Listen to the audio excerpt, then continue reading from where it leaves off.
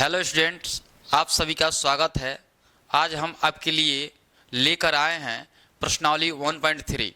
तो देखिए, प्रश्नावली 1.3 का पहला नंबर जो क्वेश्चन है, देखिए क्या कहता है। पहला नंबर क्वेश्चन है कि सिद्ध कीजिए कि √5 एक अपरिमेय संख्या है। सिद्ध करना है कि √5 एक अपरिमेय संख्या है। आपको बता दे, यह जो √5 है ना, ये ऑलरेडी पहले से ही ये ऑलरेडी अपरिमेय संख्या है, लेकिन फिर भी हम लोगों को सिद्ध करना है। तो देखिए, इसको सिद्ध हम करते हैं कि √5 एक अपरिमेय संख्या है। तो देखिए, सबसे पहले हम लोग क्या करेंगे, इसके अपोजिट हम लोग मान लेते हैं। अपरिमेय है ना, इसका अपोजिट मान लेते हैं परिमेय। माना कि √5 एक परिमेय संख्या है। क्या है? परिमेय संख्या है। क्या है? परिमेय संख्या है। हम माना कि √5 एक क्या है? परिमेय संख्या है। अपरिमेय था, इसके विपरीत हम लोग मान लिए? परिमेय मान लिए। देयरफॉर जो √5 है, जब इसको हम परिमेय मान लिए तो यह P/Q के बराबर हो जाएगा, जहां P/Q एक पूर्णांक है। क्या है? एक पूर्णांक है तथा Q not equal to 0।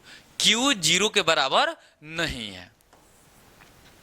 Q 0 के बराबर नहीं है। हम लोग क्या किए, √5 एक अपरिमेय संख्या है, तो क्या करेंगे, इसके विपरीत हम लोग मान लेंगे कि √5 एक परिमेय संख्या है। जब सिद्ध करेंगे तो इसके विपरीत हम लोग मान लेंगे। माना कि √5 एक क्या है? परिमेय संख्या है।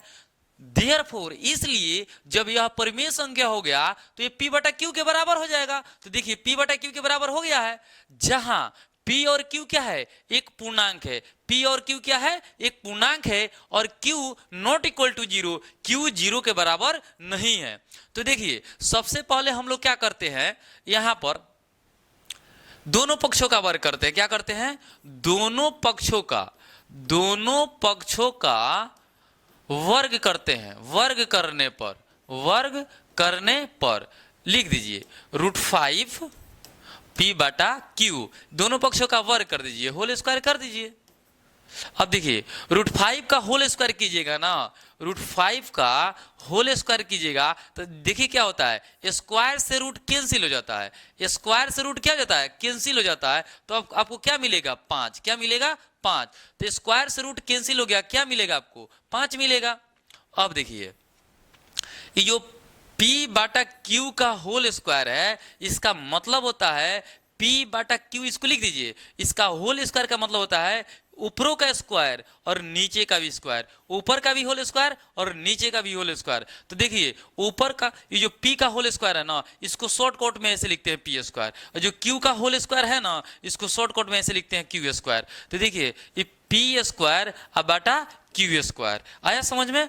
तो देखिए, इसको आगे हम और बढ़ते हैं। देखिए क्या होता है, इसको हम होल स्क्वायर कर दिए तो देखिए क्या होगा, इसका बाटा 1 कर दीजिए। क्या कर दीजिए? 1 कर दीजिए। और तिरछा तिरछी गुना कर दीजिए। क्या कीजिए? तिरछा तिरछी गुना कर दीजिए। 5 में Q से गुना कीजिएगा, 5 में Q² से गुना कीजिएगा तो कितना होगा? 5Q² होगा। यहां पर गुना को मिटा देना है, दोनों को सटा दीजिए। गुना मिटा दीजिए और दोनों को सटा दीजिए, बस गुना हो गया। गुना मिटा दीजिए और दोनों को क्या कीजिए? सटा दीजिए। तो क्या होगा? 5Q² होगा। कितना होगा? 5Q² होगा। और 1 से गुना कीजिएगा ना, 1 से P² में गुना कीजिएगा तो P² ही होगा। क्या होगा? P² होगा। अब इसको आप क्या कर सकते हैं, देखिए 5 है ना, तो इसको Q को क्या कर सकते हैं? Q गुना Q कर सकते हैं, क्योंकि Q गुना Q क्या होता है? Q² होता है। और ये क्या हो गया? P² हो गया। तो देखिए P², इसमें से क्या कीजिए, एक ठो Q को ये गुना में है ना, इधर भागा में आ जाएगा। क्या हो जाएगा? भागा में आ जाएगा। इधर गुना में कोई चीज रहेगा और बराबर के अगर इस साइड लाना है तो गुना में है तो भागा में आ जाएगा। इधर क्या बचेगा? 5Q बचेगा। क्या बचेगा? 5Q बचेगा। बस हो गया। अब देखिए, लिखिए यहां ये जो 5Q है ना, ये जो 5Q है एक पूर्णांक है। क्या है? एक पूर्णांक है। क्या है? पूर्णांक है। तथा पी स्क्वायर बटा क्यू, ये पी स्क्वायर बटा क्यू जो है एक भिन्न है। क्या है? एक भिन्न है। क्या है? भिन्न है। क्योंकि हम p और q को क्या माने हैं? पूर्णांक माने हैं। तो देखिए यहां पर ये जो 5q है, ये जो 5q है ना, एक पूर्णांक है। क्या है? एक पूर्णांक है। और जो p स्क्वायर बटा जो q है वो क्या है? एक भिन्न है। क्या है? एक भिन्न है। ये भिन्न के रूप में है। ये जो पी स्क्वायर बटा क्यू है ना, ये भिन्न के रूप में है और ये पूर्णांक है। क्या है? एक पूर्णांक है। तो मैं आपको बता दूं, चूंकि जो पूर्णांक होता है वो कभी भी बराबर नहीं होता है भिन्न के। मान लीजिए ये पूर्णांक है और यह भिन्न के बराबर होगा? नहीं होगा। और यहां पर देखिए पूर्णांक कभी भी बराबर नहीं होगा भिन्न के, लेकिन हमारा यहां पर क्या आया है? बराबर आया है। इसीलिए हमारी मान्यता क्या है? गलत है। क्या है? गलत है। इसलिए हमारी मान्यता क्या है? गलत है। क्या मान्यता है? कि √5 एक परिमेय संख्या है। यही ना माने हैं? परिमेय संख्या है हमारी। इसीलिए हमारी मान्यता गलत है कि √5 एक परिमेय संख्या है। अतः √5 एक परिमेय संख्या ना होकर यह एक अपरिमेय संख्या। क्या है? एक अपरिमेय संख्या है। देखिए कहने का मतलब है पूर्णांक कभी भी बराबर नहीं हो सकता है भिन्न के, लेकिन हमको हल किए तो क्या हुआ है? बराबर आ गया है। इसीलिए हमारी मान्यता क्या हो गई है? गलत हो गई है कि √5 एक परिमेय संख्या है। ये जो √5 एक परिमेय संख्या है, ये हमारी मान्यता गलत हो गई है। अतः √5 एक परिमेय संख्या न होकर यह क्या है? एक अपरिमेय संख्या है। तो चलते हैं नेक्स्ट क्वेश्चन पर हम लोग। देखिए नेक्स्ट क्वेश्चन क्या है? दूसरा नंबर क्वेश्चन। इसको भी हल करना है कि 3 + 2 √5 एक अपरिमेय संख्या है। तो क्या करेंगे? अपरिमेय संख्या है ना, तो इसके विपरीत हम लोग क्या मानेंगे? परिमेय मानेंगे। क्योंकि यह ऑलरेडी अपरिमेय है, लेकिन फिर भी हमको परिमेय मानना है, सिद्ध करना है। तो देखिए माना कि 3 + 2 √5 एक क्या है? एक परिमेय संख्या है। एक परिमेय संख्या है। तो देखिए हम मान लिए कि 3 + 2 √5 एक परिमेय संख्या है। तो जब ये परिमेय संख्या मान लिए, देयरफॉर इसीलिए 3 + 2 √5 3 + 2 √5 ये क्या हो जाएगा? P बटा Q के बराबर हो जाएगा। जब इसको हम परिमेय मान लिए तो यह P बटा Q के बराबर हो जाएगा, क्योंकि परिमेय संख्या P बटा Q के रूप में होती है। जहां P ओवर Q एक क्या है? एक पूर्णांक है। क्या है? एक पूर्णांक है तथा Q नॉट इक्वल टू 0। तो देखिए यहां पर हम लोग क्या करेंगे? P बटा Q, ये जो 3 है ना, इस 3 को इस साइड ला दीजिए। ये जो 3 है ना, इसको इस साइड लाइए तो -3 हो जाएगा। ये 3 यदि बराबर इक्वल की साइड आएगा, दूसरे साइड आएगा तो प्लस में, तो इधर क्या हो जाएगा? माइनस हो जाएगा। इधर क्या बचेगा? 2 √5। क्या बचेगा? 2 √5।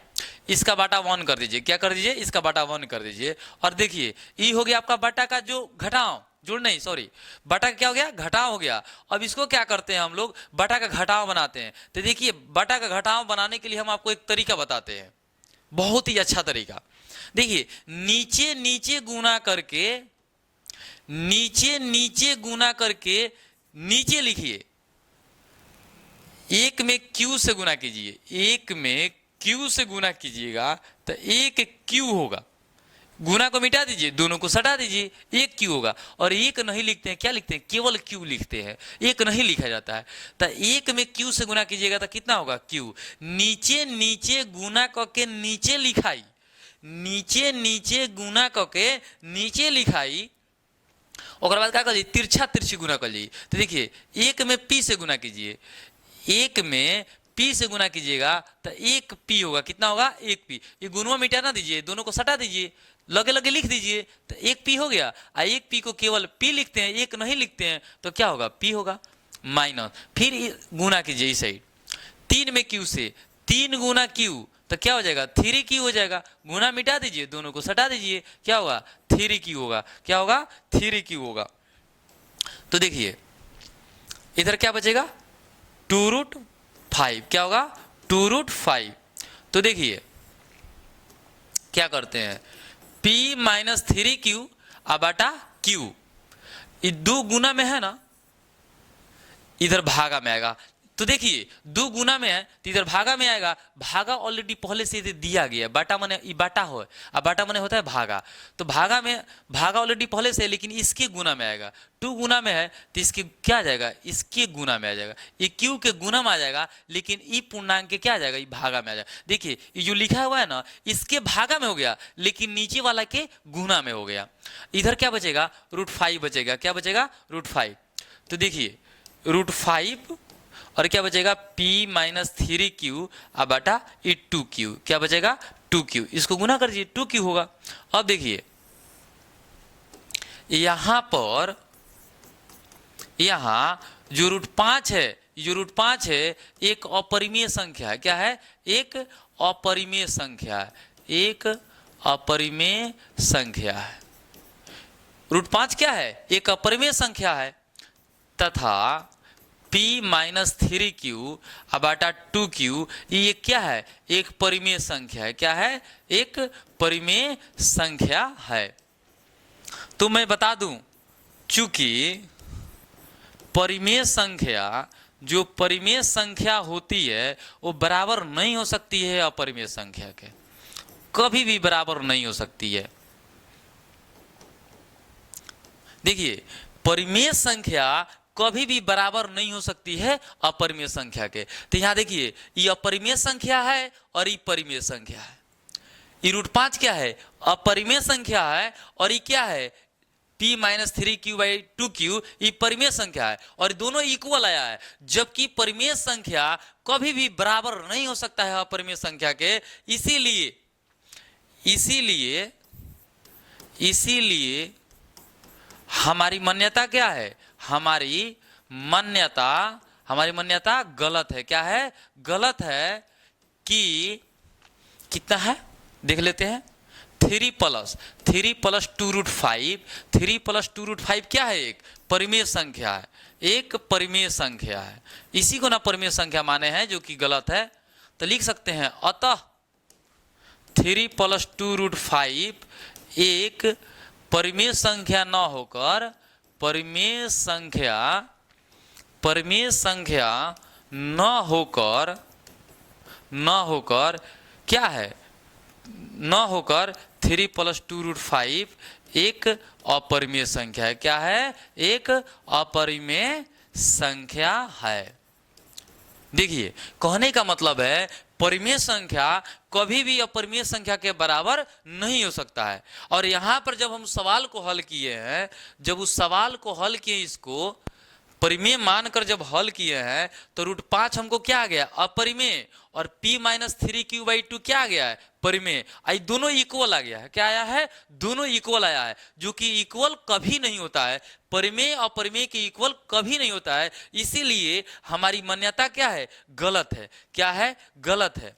देखिए इसीलिए हमारी मान्यता क्या है, गलत है कि 3 प्लस 2√5 एक परिमेय संख्या है। अतः 3 प्लस 2√5 एक परिमेय संख्या ना होकर 3 प्लस 2√5 एक अपरिमेय संख्या। तो बच्चों देखिए, आप लोग इस तरह से 2 प्लस 5√5 को सिद्ध कर सकते हैं, 5 प्लस 4√3 को सिद्ध कर सकते हैं, या जो नेक्स्ट क्वेश्चन हम बनाए हैं इसके पिछले वाला 1 नंबर क्वेश्चन, तो उसको √3, √2, √7 इस प्रकार जितने भी क्वेश्चन आपको दिख रहा है उसी तरीके से आप लोग सिद्ध कीजिएगा। समझ में आया? तो यदि यह वीडियो आपको अच्छा लगा तो वीडियो को लाइक कीजिए, सब्सक्राइब कीजिए, कमेंट में लिखिए और जो भी दिक्कत हो बताइए। ठीक है, तो नेक्स्ट वीडियो के लिए थैंक यू, धन्यवाद।